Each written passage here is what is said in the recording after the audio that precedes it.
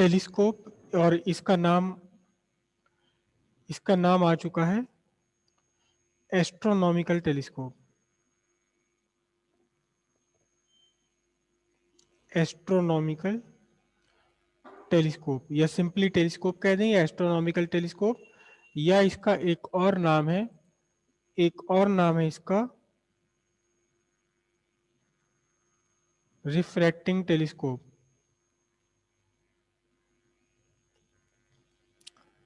ये सारे एक ही बात है ये, ठीक है।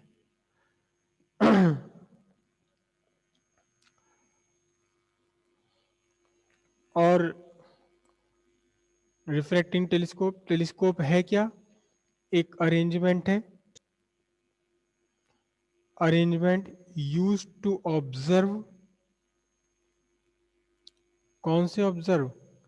डिस्टेंट ऑब्जेक्ट, जो बहुत दूर रखा हुआ है, पहुंच से बाहर है, उस ऑब्जेक्ट को ऑब्जर्व करने के लिए हम यूज करते हैं टेलीस्कोप। एस्ट्रोनॉमिकल टेलीस्कोप या रिफ्रैक्टिंग टेलीस्कोप दोनों एक ही बात है। और इसकी मैग्नीफाइंग पावर वही होगा।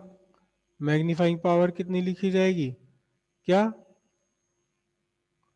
Angle subtended by the final image at I divided by angle subtended bye क्या? Object at eye. ठीक है, तो कैसे करना है इसको? सिंपल डेरिवेशन है बिल्कुल इसकी, माइक्रोस्कोप से भी ज़्यादा सिंपल डेरिवेशन है इसकी, और डायग्राम भी इसका इजी है, इजी डायग्राम है। डायग्राम बनाने का तरीका वही कि पहले हमने एक ड्रॉ करनी है प्रिंसिपल एक्सिस, पहले एक प्रिंसिपल एक्सिस ड्रॉ करनी है, ये दिस इज प्रिंसिपल एक्सिस। और इस प्रिंसिपल एक्सिस पर कहीं भी एक इमेज बना देनी है, इमेज बना देनी है ए बी। ठीक है, अब कहीं दूर से लाइट रे लेनी है इस इमेज के हेड तक। ऑब्जेक्ट हमारे पास यहाँ नहीं होता, ऑब्जेक्ट क्योंकि दूर रखा हुआ है, तो ऑब्जेक्ट से लाइट रे इसका स्टार्ट हम नहीं करते। ये लाइट रे ले ली, कहीं से भी ले लीजिए, आपकी मर्जी है, थोड़ा सा इंक्लाइंड लेना, बस ये बात जरूर है। जहां ये प्रिंसिपल एक्सिस को इंटरसेक्ट कर जाए, यहां बना दीजिए क्या? कौन सा लेंस? Objective lens. ठीक है, ऑब्जेक्टिव लेंस बना दीजिए।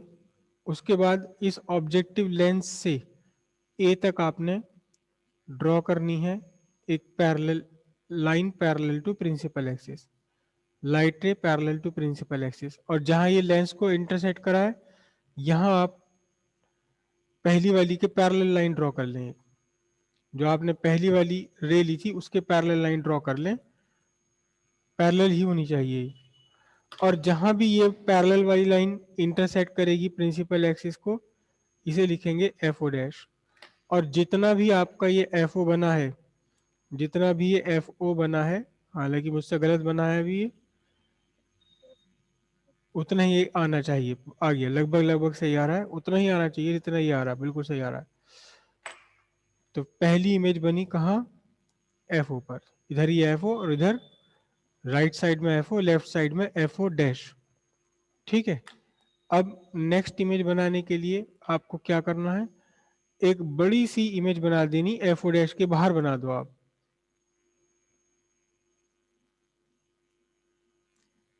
इसे आप यहां भी बना सकते हैं, किताबों में अक्सर यहां बनी हुई है, कोई फर्क नहीं पड़ता। बाहर बनाओगे तो आपका डायग्राम कंजेशन से बचा रहेगा, भीड़ भाड़ से बचा रहेगा। A double dash, B double dash. ठीक है, ए डबल डैश, और ये actually A dash B dash है, क्योंकि इमेज है ए डैश बी डैश। तो ए डबल डैश और ए डैश, ए डबल डैश और ए डैश, इन्हें ज्वाइन करते हुए आप आगे बढ़ा दीजिए। ए डैश से आगे कंटिन्यूअस, और इसके पीछे डॉटेड लाइन। ठीक है, इसके बाद जहां भी ये इंटरसेक्ट कर रही है आपके प्रिंसिपल एक्सिस को, यहां आपने ड्रॉ करना है, यहां आपने ड्रॉ करना है क्या, आई पीस लेंस। ये आपने ड्रॉ कर दिया क्या, एल ई। अब जो पीछे से लाइन लाइट रे आ रही थी, इसे आपने आगे प्रोड्यूस करा एल ई तक, और जहां ये एल ई को इंटरसेक्ट कर रही है, एल ई को मिल रही है, इस पॉइंट को ए डबल डैश से ज्वाइन कर दीजिए। ये आपने ज्वाइन कर दिया इस पॉइंट को, करेक्ट। और फिर आपने क्या किया, इसे आगे प्रोड्यूस कर दीजिए, ठीक है।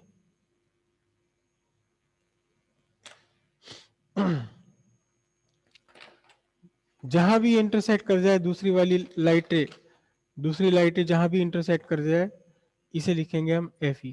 क्या लिखेंगे, एफ ई लिखेंगे। और जितना ये एफ ई आपका बना है, जितना भी एफ ई बना है, उसे लेकर यहां लगा दीजिए निशान। ये एफ ई बन गया, जितना भी है इसे नाप लीजिए, एफ ई, और यहां निशान लगा दीजिए। बिल्कुल सही डायग्राम बना है। एफ ई आपका इस बी डैश के बाहर ही पड़ना चाहिए। ये एफ ई डैश हुआ, और ये क्या हुआ, एफ ई। ये पूरा का पूरा आपका डायग्राम ड्रॉ हो गया। सबसे पहले आपने क्या किया है, प्रिंसिपल एक्सिस ड्रॉ कर ली। उसके बाद ये ए डैश बी डैश बना ली, कहीं भी बना लो। फिर ये वाली लाइन रे आपने ली है, लाइट रे कहीं से भी ले लो। जहां प्रिंसिपल एक्सिस को इंटरसेक्ट करा, यहाँ एल ओ बना दीजिए। एल ओ आपने बना दिया। फिर इस एल ओ से ए डैश तक एक रे आपने पैरेलल टू प्रिंसिपल एक्सिस, ये वाली रे किसके पैरेलल है, प्रिंसिपल एक्सिस के पैरेलल। फिर जिस पॉइंट पर ये एलओ को मिल रही है, इस पॉइंट से आपने पीछे से एक रे ली, पहली वाली रे के पैरेलल। मुझसे पैरेलल नहीं बनी, एग्जैक्टली पैरेलल नहीं बनी, लेकिन यहां से जब आप स्टार्ट करोगे दोनों एक दूसरे के पैरेलल, ठीक है। उसके बाद आपने क्या करा, यहां से A double dash B double dash बनाया। एफ ओ के बाहर बना लो, या यहाँ बना लो, या यहाँ बना लो, कहीं भी बना लो, कोई फर्क नहीं पड़ता। ज्यादातर किताबों में इसको एल ओ और एल ई के बीच में यहाँ बनाया गया, यहाँ बनाया गया इसको। तो यहाँ भी बना सकते हो आप, यहाँ भी बना सकते हो। मैंने पीछे क्यों बनाया, डायग्राम मेरा खुला खुला सा हो जाए, ठीक है। A double dash B double dash बना लिया। अब ए डबल डैश और ए डैश को जोड़ते हुए सीधी लाइन आपने ड्रॉ करनी, ए डैश के पीछे डॉटेड और ए डैश से आगे, ये कैसी, कंटिन्यूअस। फिर जहां ये प्रिंसिपल एक्सिस को इंटरसेक्ट कर जाए, यहां आप अब eyepiece lens L E draw करेंगे।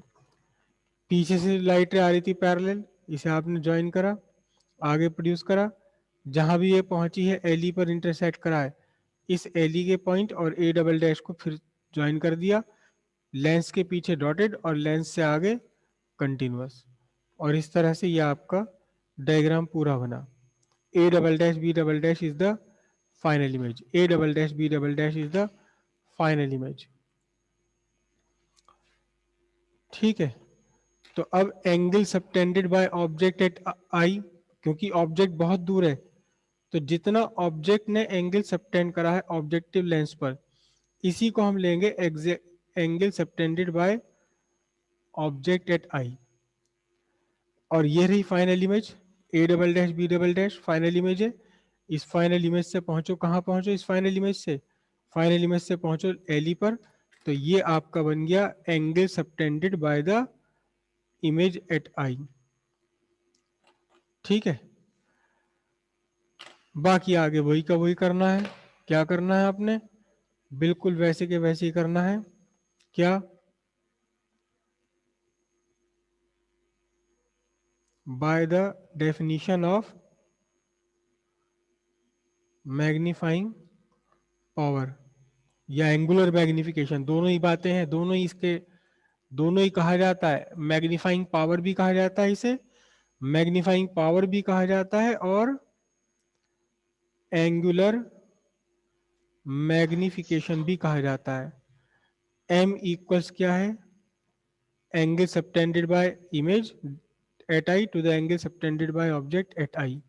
ठीक है, for small angles theta approximately होता है टेन थीटा। ठीक है, तो फिर m इक्वल्स कितना बन गया, tan beta by tan alpha. अब यहां से टेन बीटा देख लो, टेन बीटा बनेगा, ये O2 है और ये O1, perpendicular upon base A dash B dash upon O2 B dash, A dash B dash upon O2 B dash, क्या बना, A dash B dash upon O2 B dash. Tan alpha, tan alpha ये रहा आपका, इसमें से triangle में से निकाल लीजिए, टेन अल्फा यहाँ से निकाल लीजिए, A dash B dash upon O1 B dash, A dash B dash divided by O1 B dash, A dash B dash cancel हो गया, बचा क्या, O1 B dash divided by O2 B dash. ठीक है, सब्सटीट्यूट कर लीजिए इन्हें। O1 B dash क्या है, O1 से बी डैश तक, O1 से बी डैश तक ये है आपका, क्या है, VO, ऑब्जेक्टिव लेंस की के लिए डिस्टेंस ऑफ इमेज। और O2 बी डैश क्या है, O2 बी डैश है आपके लिए, क्या है ये है आपका UE, क्या है, UE, distance of object for eyepiece lens. ठीक है, तो O1 बी डैश कितना बना आपका, O1 बी डैश तो है एक्चुअली प्लस VO और ये कितना है माइनस UE, तो ये बना आपका O1 बी डैश है plus VO upon minus UE, ये आपका। अब हमें इनको सब्स्टिट्यूट करना है, इन्हें सब्स्टिट्यूट करना है, दोनों को ही सब्स्टिट्यूट करना पड़ेगा। तो पहले हम ऑब्जेक्टिव लेंस के लिए लगाएं, for objective lens, objective lens के लिए आप लगाएं 1/f equals 1/v minus 1/u। तो ऑब्जेक्टिव लेंस की फोकल लेंथ कितनी है, ऑब्जेक्टिव लेंस की फोकल लेंथ है FO plus FO equals, image कहाँ बन रही है, इमेज की डिस्टेंस निकालनी है और ऑब्जेक्ट कहाँ है, इन्फिनिटी पर। देख रहे हो, इस ऑब्जेक्टिव लेंस के लिए, ऑब्जेक्टिव लेंस के लिए ऑब्जेक्ट कहाँ है, इन्फिनिटी पर है। तो ये तो आपका हो गया जीरो, सीधे सीधे आपका बचा VO is equals to FO। एक सब्स्टिट्यूशन तो ये बन गया। अगला सब्स्टिट्यूशन इसमें किसका लेना है, UE का लेना है। तो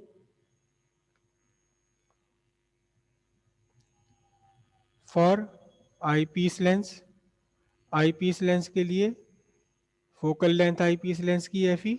ठीक है, अच्छा जो फाइनल इमेज आपने बनाई है, जो फाइनल इमेज आपने बनाई है इस केस में, वो कहाँ तक कहाँ बनाई है, ये आपकी जो है, ये है आपकी VE, जो एक्चुअली कितनी है -D है, LDDB पर आपने फाइनल इमेज बनाई है। तो फिर फाइनल इमेज की डिस्टेंस कितनी हो गई आपकी -D, और U कितना है UE -UE। अब 1/FE is equals to -1/D और +1/UE, करेक्ट। मैंने इसको इधर ले लिया, तो 1/UE इज इक्वल्स टू कितना बचा, 1/FE प्लस 1/D, करेक्ट। अब ध्यान से देखो, ध्यान से देखो, M कैपिटल M कितना आ रहा है, कैपिटल M आपके लिए बनता है, कैपिटल M बनता है प्लस VO इंटू माइनस में 1/UE, plus VO into minus में 1/UE। तो M इक्वल्स माइनस VO कितना है, देखो एक तो सब्स्टिट्यूशन ये आ रहा था VO is equals to FO, और अगला सब्स्टिट्यूशन आपका ये आ गया पूरा का पूरा, तो FO इंटू माइनस में 1/UE, पूरा 1/UE की जगह ये रखोगे 1/FE प्लस 1/D। ठीक है, तो कुल मिलाकर तो हो गया आपका निगेटिव। उसके बाद इसमें से मैं एफ ई कॉमन ले रहा हूं अपॉन में से, तो बाहर क्या बनेगा F O by F E, और जब यहां से एफ ई कॉमन लूंगा तो इधर मुझे एफ ई बाई एफ ई लगाना पड़ेगा, उसमें से अपॉन वाला न्यूमरेटर वाला एफ ई बाहर ले लिया, तो ये बच जाएगा 1 plus F E by D. ये आपके लिए फॉर्मूला बन गया किसका, एंगुलर मैग्निफिकेशन या magnifying power when final image is at LDDV. ये कब एप्लीकेबल है, ये तब एप्लीकेबल है when final image is at LDDV, final image LDDV पर बना हुआ है। ठीक है, लेकिन अगर फाइनल इमेज बने किसके लिए, अगर फाइनल इमेज बनती है आपकी इंफिनिटी पर,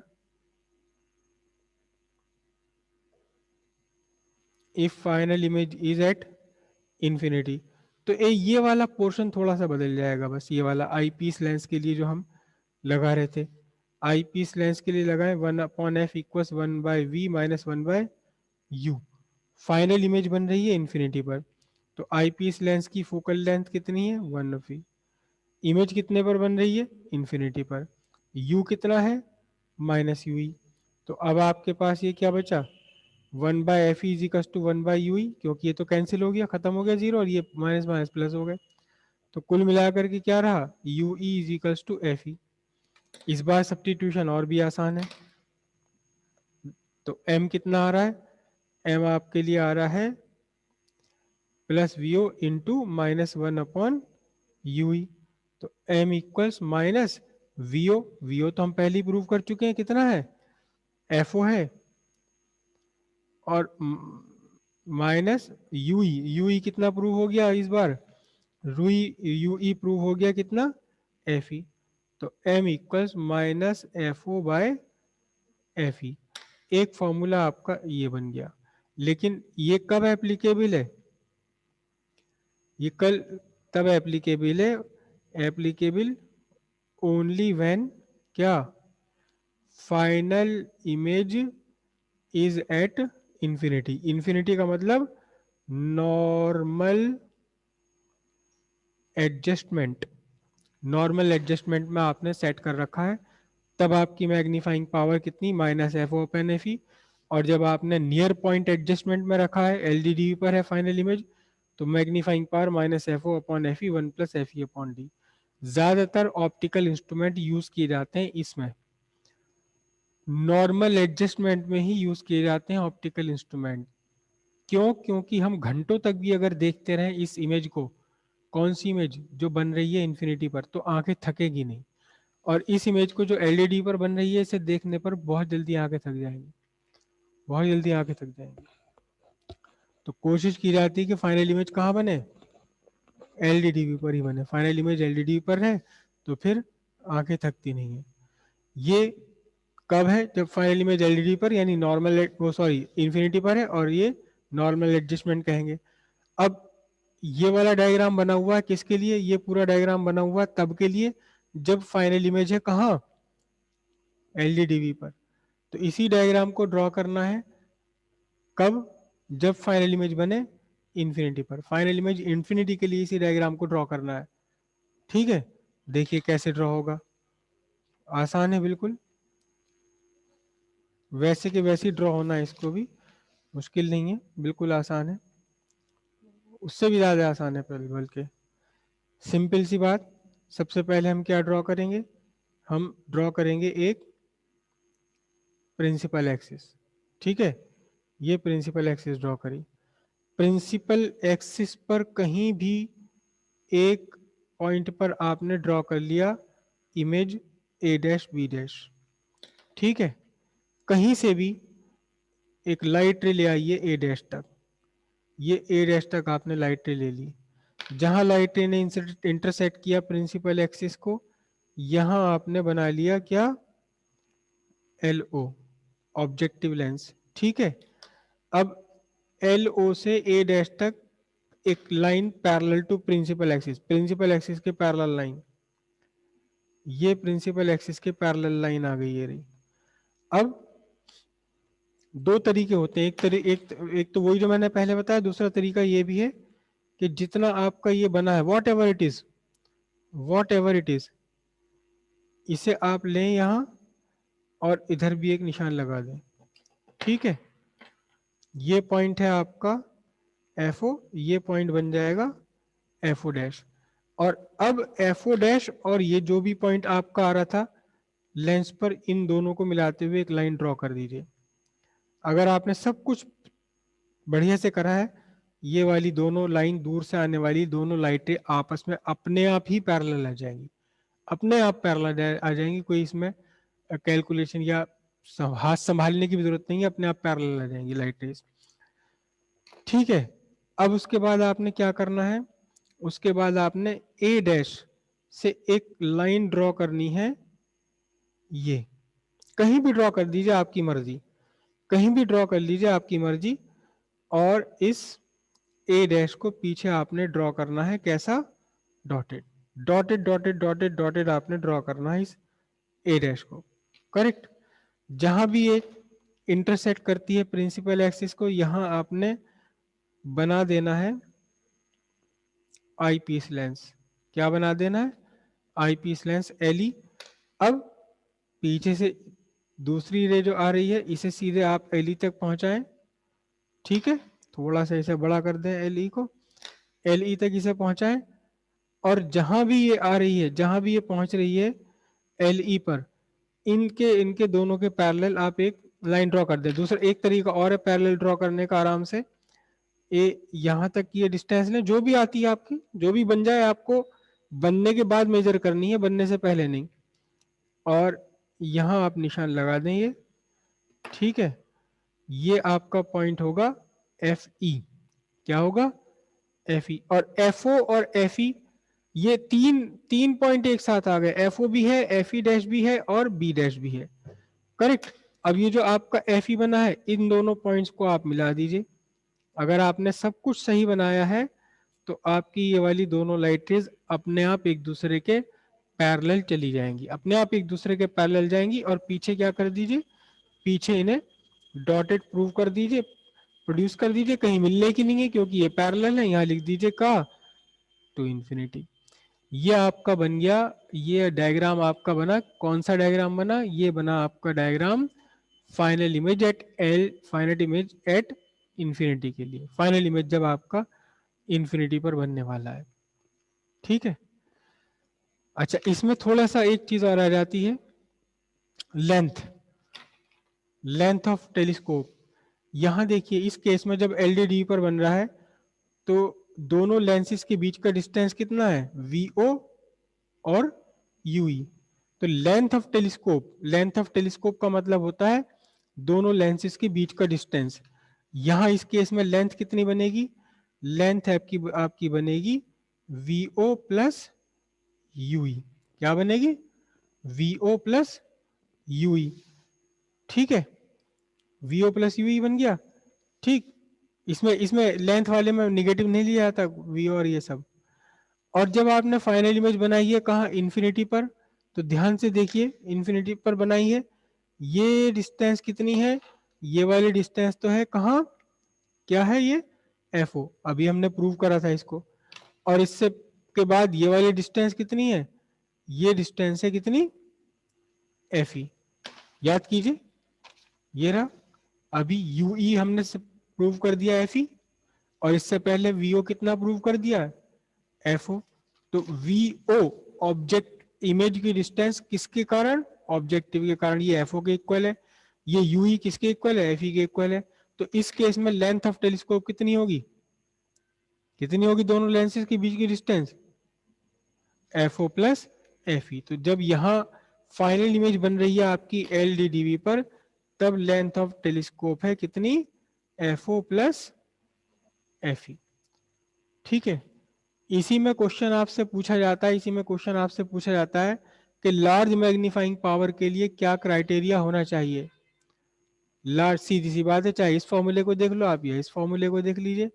for large magnification F O जितनी ज्यादा बड़ी हो उतना अच्छा, एफ ई जितनी छोटी हो उतना अच्छा। तो लार्ज मैग्निफिकेशन के लिए, for large magnification F O must be as large as possible, जितनी बड़ी हो उतना अच्छा है। और एफ ई क्या हो, F E must be as small as possible. F O जितना हो सके बड़ी हो, एफ ई जितना हो सके छोटी हो।